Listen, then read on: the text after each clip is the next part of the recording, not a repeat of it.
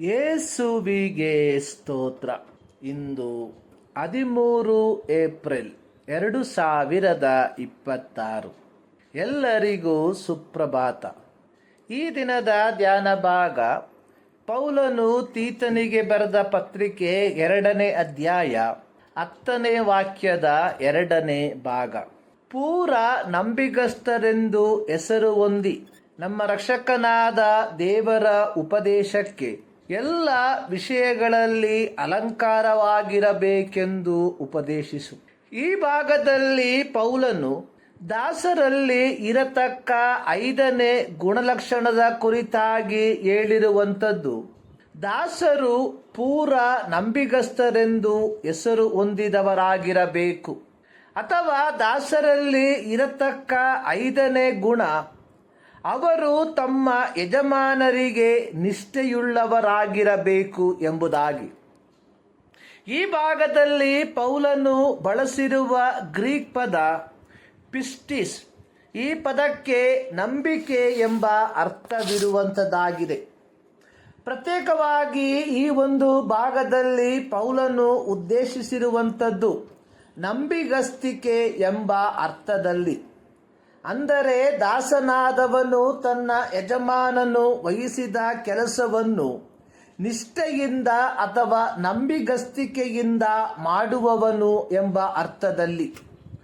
ಪೌಲನು ಕೊಲೊಸೆ ಸಭೆಗೆ ಪತ್ರಿಕೆಯನ್ನು ಬರೆದಿರುವಾಗ ಅಲ್ಲಿ ದಾಸರಿಗೆ ಪ್ರಬೋಧಿಸಿರುವಂಥದ್ದು, ಯಜಮಾನರು ನೋಡುತ್ತಿರುವಾಗ ಮಾತ್ರ ಕೆಲಸ ಮಾಡದೆ ಕರ್ತನಿಗೆ ಭಯಪಡುವವರಾಗಿ ಸರಳ ಮನಸ್ಸಿನಿಂದ ಕೆಲಸ ಮಾಡಿರಿ.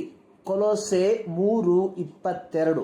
ಕ್ರೈಸ್ತನಾದ ದಾಸನು ಈ 21ನೇ ಶತಮಾನಕ್ಕೆ ಅನುಸಾರವಾಗಿ ಹೇಳುವರಾದರೆ, ಕ್ರೈಸ್ತರಾದ ಕೆಲಸಗಾರರು ಕರ್ತನು ನಮ್ಮನ್ನು ನೋಡುತ್ತಿದ್ದಾನೆ ಎಂಬ ಮನೋಭಾವದಿಂದ ಕೆಲಸ ಮಾಡುವವರಾಗಿರಬೇಕು. ಕ್ರೈಸ್ತರಲ್ಲಿ ಇದು ನೈತಿಕತೆಯ ಒಂದು ಭಾಗವೂ ಆಗಿದೆ. ಹೀಗೆ ದಾಸರಾದವರು, ವೃದ್ಧರು, ವೃದ್ಧೆಯರು, ಪ್ರಾಯದ ಸ್ತ್ರೀಯರು ತಮ್ಮನ್ನು ಅಲಂಕರಿಸಿಕೊಳ್ಳಬೇಕು. 1 ಪೇತ್ರ 3:4 ಪೇತ್ರನು ಹೇಳಿರುವಂಥದ್ದು, ಜಡೆ ಹೆಣೆದುಕೊಳ್ಳುವುದು, ಚಿನ್ನದ ಒಡವೆಗಳನ್ನು ಇಟ್ಟುಕೊಳ್ಳುವುದು, ವಸ್ತ್ರವನ್ನು ಧರಿಸಿಕೊಳ್ಳುವುದು, ಈ ಮೊದಲಾದ ಹೊರಗಣ ಶೃಂಗಾರವೇ ನಿಮ್ಮ ಅಲಂಕಾರವಾಗಿರಬಾರದು. ಪೌಲನು ಹೇಳಿರುವಂಥದ್ದು, ನಮ್ಮ ರಕ್ಷಕನಾದ ದೇವರ ಉಪದೇಶಕ್ಕೆ ಎಲ್ಲ ವಿಷಯಗಳಲ್ಲಿ ಅಲಂಕಾರವಾಗಿರಬೇಕು. ಅರ್ಥ, ದೇವರ ವಾಕ್ಯಕ್ಕೆ ಪ್ರತಿ ಕ್ರೈಸ್ತನು ಪೂರ್ಣ ವಿಧೇಯತೆಯನ್ನು ತೋರಿಸುವವನಾಗಿರಬೇಕು. ಮಕ್ಕಳು ತಂದೆ ತಾಯಿಗಳಿಗೆ ವಿಧೇಯರಾಗಿರಬೇಕು. ಎಫೆಸ್ಯ 6:1-2. ತಂದೆಯರು ಮಕ್ಕಳನ್ನು ಕರ್ತನ ಬಾಲೋಪದೇಶದಲ್ಲಿ ಸಾಕಿ ಸಲಹಬೇಕು. ಎಫೆಸ್ಯ 6:4.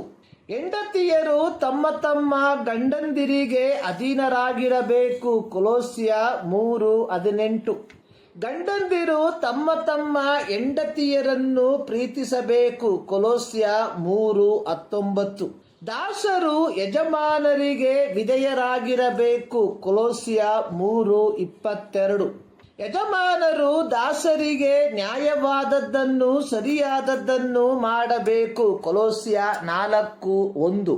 ಪ್ರತಿ ವಿಶ್ವಾಸಿಯು ಅಧಿಕಾರಿಗಳಿಗೆ ಅಧೀನರಾಗಿರಬೇಕು. ರೋಮ 13:1. ತಲೆ ನೆರೆತ ವೃದ್ಧರ ಮುಂದೆ ಎದ್ದು ನಿಂತು ಅವರನ್ನು ಸನ್ಮಾನಿಸಬೇಕು. ಯಾಜಕ ಕಾಂಡ 19:32. ಕರ್ತನ ಕಾರ್ಯಗಳಲ್ಲಿ ನಮ್ಮ ಮೇಲೆ ಮುಖ್ಯಸ್ಥರಾಗಿದ್ದು ನಮಗೆ ಉಪದೇಶ ಮಾಡುವವರನ್ನು ಪ್ರೀತಿಯಿಂದ ಸನ್ಮಾನಿಸಬೇಕು. 1 ಥೆಸಲೋನಿಕ 5:12-13. ಪ್ರಿಯರೇ, ಪ್ರತಿ ಕ್ರೈಸ್ತರು ಈ ವಿಷಯಗಳಿಂದ ತಮ್ಮನ್ನು ಅಲಂಕರಿಸಿಕೊಂಡವರಾಗಿರಬೇಕು.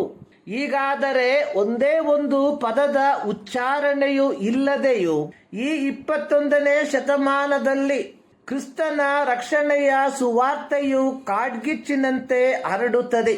ಅತ್ಯಂತ ವಿಪರ್ಯಾಸ ಅನ್ನುವಂಥದ್ದು ಕ್ರೈಸ್ತರಾದ ನಾವುಗಳು ಈ ಆಭರಣಗಳನ್ನು ಧರಿಸಿಕೊಳ್ಳದೆ ಸುವಾರ್ಥೀಕರಣಕ್ಕಾಗಿ ನಮ್ಮ ದುಡಿಮೆಯ ಹಣವನ್ನು ನೀರಿನಂತೆ ಚೆಲ್ಲುತ್ತಿರುವುದು ಇದು ವಿಪರ್ಯಾಸವಲ್ಲದೆ ಮತ್ತೇನು?